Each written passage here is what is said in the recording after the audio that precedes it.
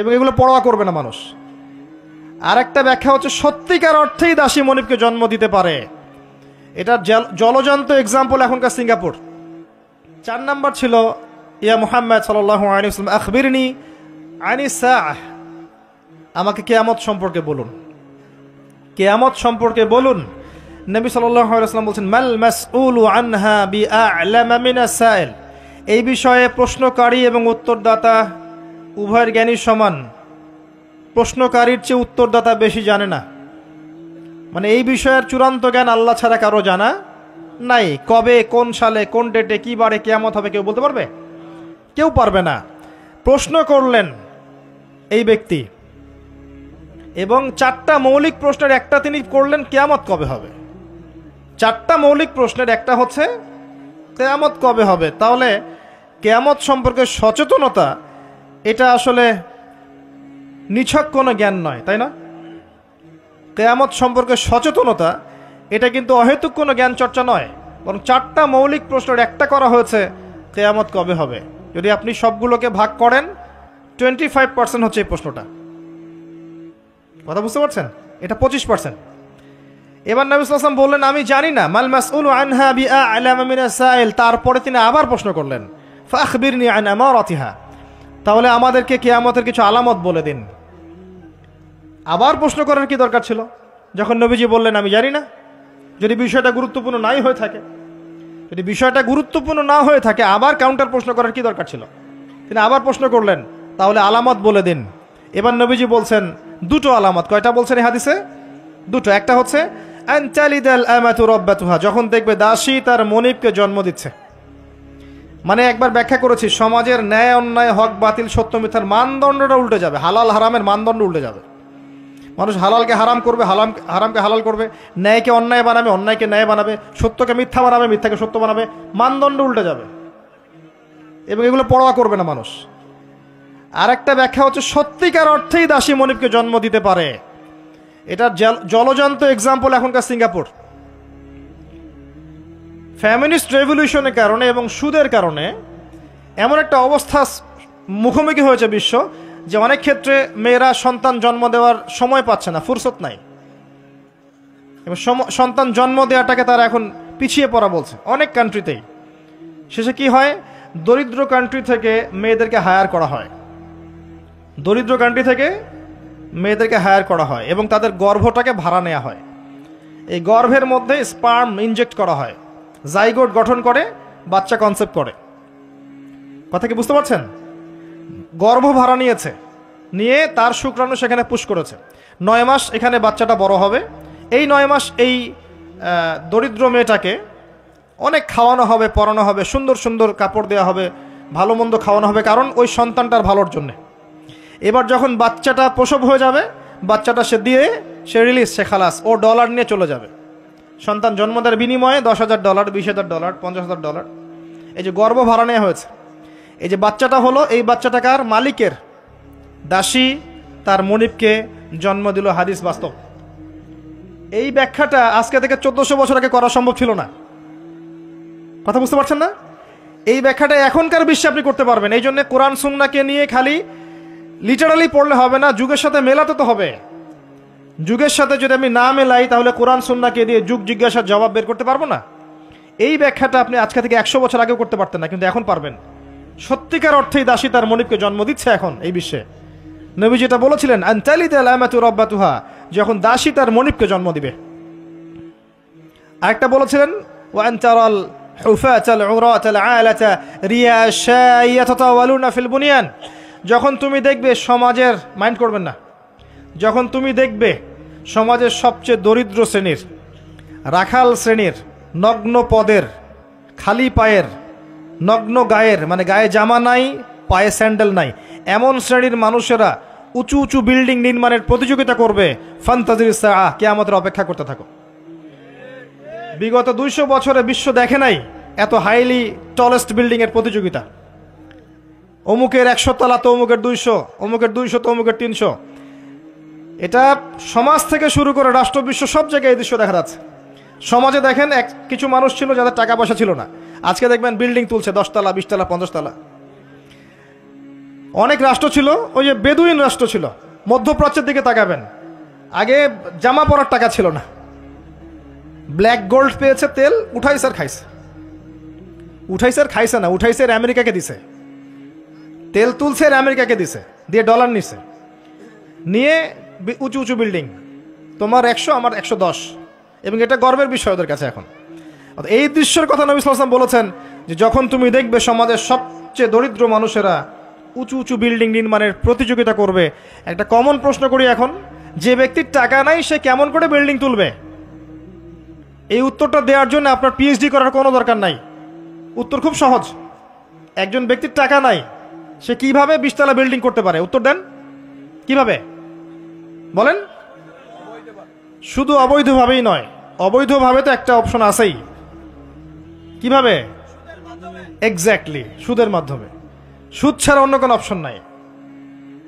এবং আমি এখন যে ফ্ল্যাটে ভাড়া আছি, মনে করেন যেই ফ্ল্যাটে ভাড়া আছি সেই ফ্ল্যাটের ভাড়ার টাকা আমি যে দিচ্ছি, এই যে ফ্ল্যাট মালিকরা যে ভাড়াটিয়াদের কাছ থেকে প্রতি মাসে ভাড়া তুলে এই ভাড়ার টাকা থেকে লোন শোধ করছেন ব্যাংকের, এখন আমি সুদ খাচ্ছি না?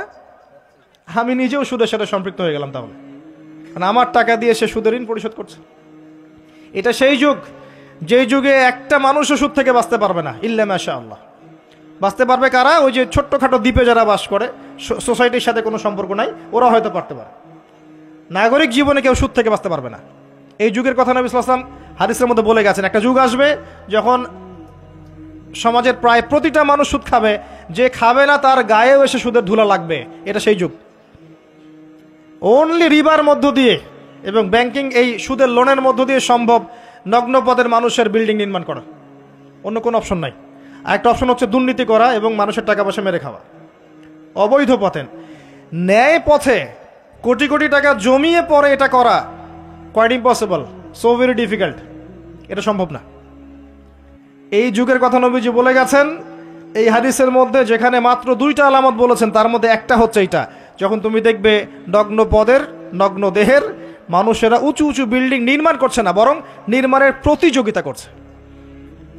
ভাষাটা বোঝেন, নির্মাণ করছে না, নির্মাণের প্রতিযোগিতা করছে। ইয়াতাতাওয়ালুনা ফিল বুনিয়ান, যে কোনো আলেমকে জিজ্ঞাসা করেন ব্যাখ্যা কি। এই হলো হাদিস। এবার সেই ব্যক্তি উঠে চলে গেল এবং ওমর ইবনুল খাত্তাব তিনি বলছেন ফালাবিসনা মালিয়ান, আমরা চুপ করে বসে থাকলাম, যেন আমাদের মাথার উপরে কাক বসে আছে, পাখি বসে আছে, চুপ করে। নবীজি কোনো কথা বলছেন না, সাহাবীরাও কোনো কথা বলছেন না। সেই ব্যক্তি উঠে চলে গেল। এবার আল্লাহর রাসূল সাল্লাল্লাহু আলাইহি ওয়াসাল্লাম নিজেই বলছেন, ইয়া ওমর, হে ওমর রাদিয়াল্লাহু আনহু, আতাদরি মানি সাইল, তুমি কি জানো এই ব্যক্তি কে ছিল যে সে প্রশ্ন করলো 4টা 5টা? তিনি বললেন, আল্লাহু ওয়া রাসূলুহু আ'লাম, আল্লাহ এবং তার রাসূল ভালো জানেন, আমরা জানি না। নবী সাল্লাল্লাহু আলাইহি ওয়াসাল্লাম বলেন, ইন্নাহু জিবরিল, সেই ব্যক্তি ছিল জিবরাইল আলাইহিস সালাম, আতাকুম ইউআল্লিমুকুম দীনাকুম, তো তিনি এসেছিলেন তোমাদেরকে তোমাদের দ্বীন ইসলাম শেখাতে। তিনি এসেছিলেন তোমাদেরকে তোমাদের দ্বীন শেখাতে। তাহলে দ্বীনের মৌলিক প্রশ্ন কয়টা পেলাম? ইসলাম কাকে বলে, ঈমান কাকে বলে, ইহসান কাকে বলে, কিয়ামত কবে হবে। এই একটা হাদিস যথেষ্ট আমাদের হেদায়েতের জন্য। এই একটা হাদিস যদি আমরা বুঝে থাকি, আমাদের জন্য যথেষ্ট হেদায়েতের জন্য। আসেন সামারি করে ফেলি। প্রথম থেকে শিখলাম যে আল্লাহর জন্য যখন আসবেন মসজিদে, টিপটাপ পরিপাটি হয়ে আসবেন, উত্তম পোশাক পরে আসবেন।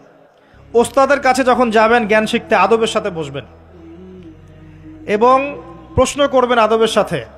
প্রথম প্রশ্ন ইসলাম সম্পর্কে ছিল। তিন ইসলামের বেসিক পিলার কয়টা? 5টা।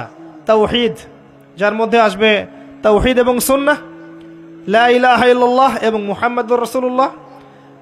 এরপরে আসবে সালাত, 5 ওয়াক্ত সালাত কায়েম করা, তারপরে যাকাত প্রদান করা, রমাদান মাসের সাওম এবং সামর্থ্য হলে হজ। ইসলাম হয়ে গেল। ইসলামই একমাত্র জীবন ব্যবস্থা, এর বাইরে কিছু আছে? কেউ তালাশ করলে কবুল করা যাবে? যাবে না। এটা মেনে নেওয়ার পর আমলে ভুল হলে কি করতে হবে? তওবা করে ফিরে আসতে হবে। আল্লাহ পাক ইনশাআল্লাহ মাফ করে দিবেন।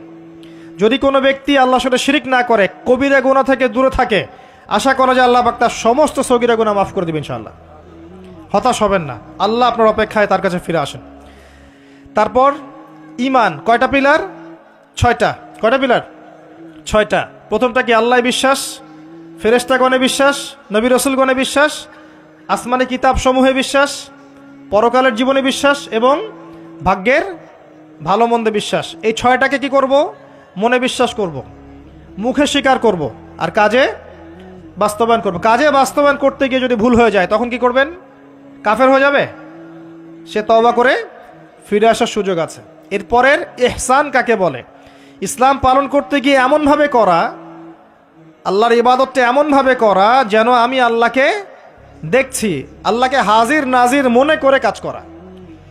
আর যদি আমি আল্লাহকে দেখতে না পাই, মনের মধ্যে চেতনা থাকবে কি? আল্লাহ আমাকে দেখছেন। তারপরে কনসিয়াসনেস, সময় কম, কিয়ামত কবে হবে। আমরা শেষ জামানায় বাস করছি, সময় শর্ট।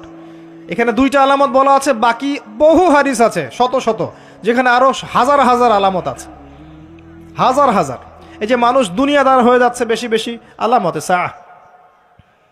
মসজিদের মধ্যে ফিতনা হচ্ছে না এখন, আলামতে সাআহ। মসজিদ চাকচিক্যময় হচ্ছে না, তাজমহলের মতো, কিয়ামতের সাইন। মেয়েদের সংখ্যা বাড়ছে না, ছেলেদের সংখ্যা কমছে না, সাইন। মেয়েরা ছেলেদের পোশাক পরছে না, ছেলেরা মেয়েদের পোশাক পরছে না, সাইন। সময় সংক্ষিপ্ত হয়ে আসছে না, বেশি বেশি মহামারী, বন্যা, ঘূর্ণিঝড়, জলোচ্ছ্বাস এগুলো ছড়াচ্ছে না, বেশি থেকে বেশি হচ্ছে, সাইন। অসংখ্য সাইন। মুসলিমদের উপর নির্যাতন বাড়ছে না, বিশ্বে হত্যা বাড়ছে না, কিলিংস বাড়ছে না, মুসলিমরা বিভক্ত হচ্ছে না বিভিন্ন দলে দলে, সাইন। কত সাইন নেবেন, শেষ করা যাবে না। এমনকি চাঁদ যেটা দেখছেন এটাও ফেটে গেছে। চাঁদ যেটা দেখছেন না, এটা ফাটল ধরা, চাঁদ পরিপূর্ণ নয়, ফাটা আছে, এটাও কিয়ামতের সাইন। এবং পৃথিবী পানি শূন্য হচ্ছে, এগুলো সাইন। জলবায়ুর পরিবর্তনগুলো সাইন। অনেক বিষয় আছে যেগুলো আপনি আখিরুজ্জামানের বইগুলোতে পাবেন। কিতাবুল ফিতান অধ্যায়গুলো পড়েন, আলামতুস সাআগুলো পড়েন, পাবেন। এখানে জাস্ট দুটা বলা হয়েছে। দাসী মনিবকে জন্ম দেয়া মানে সমাজের মানদণ্ড উল্টে যাবে, ন্যায় অন্যায়, হক বাতিল, সত্য মিথ্যার মানদণ্ড উল্টে যাবে। আর সমাজের সবচেয়ে নিকৃষ্ট শ্রেণীর মানুষেরা দেখবেন ওই যে টলেস্ট বিল্ডিং এর প্রতিযোগিতা করছে, রিবার মাধ্যমে, দুর্নীতির মাধ্যমে এবং অন্যায় অত্যাচারের মাধ্যমে জুলুমটা বাড়বে। আরেকটা হাদিসে আছে, যখন আমানতের খেয়ানত করা হবে, সাহাবীরা বললেন যখন আমানতের খেয়ানতটা বুঝলাম না কিভাবে। নবীজি বললেন, যখন অযোগ্য ব্যক্তিকে, অনুপযুক্ত ব্যক্তিকে দায়িত্ব দেওয়া হবে তখন বুঝে নিবে এটা আমানতের খেয়ানত। আর এটা সব ক্ষেত্রেই, ধর্মীয় ক্ষেত্রে, সামাজিক ক্ষেত্রে, সব ক্ষেত্রে, সব ক্ষেত্রে। আল্লাহ পাক আমাদেরকে কিয়ামতের আলামতগুলো বোঝার তৌফিক দান করুন এবং সচেতন থাকার তৌফিক দান করুন, জীবনটাকে গুছিয়ে নেওয়ার তৌফিক দান করুন। এই জায়গায় গিয়ে আমাদের ব্যক্তিগতভাবেই কাজ করতে হবে। এখানে বড় করে চিন্তা করার সময় নাই, আগে নিজে বাঁচেন, নিজে জ্ঞান অর্জন করেন। আল্লাহ পাক সবাইকে তৌফিক এনায়েত করুন। আপনি হালাল খান, পারিবারিক আদর্শটাকে সাধ্যমতো ঠিক রাখার চেষ্টা করেন।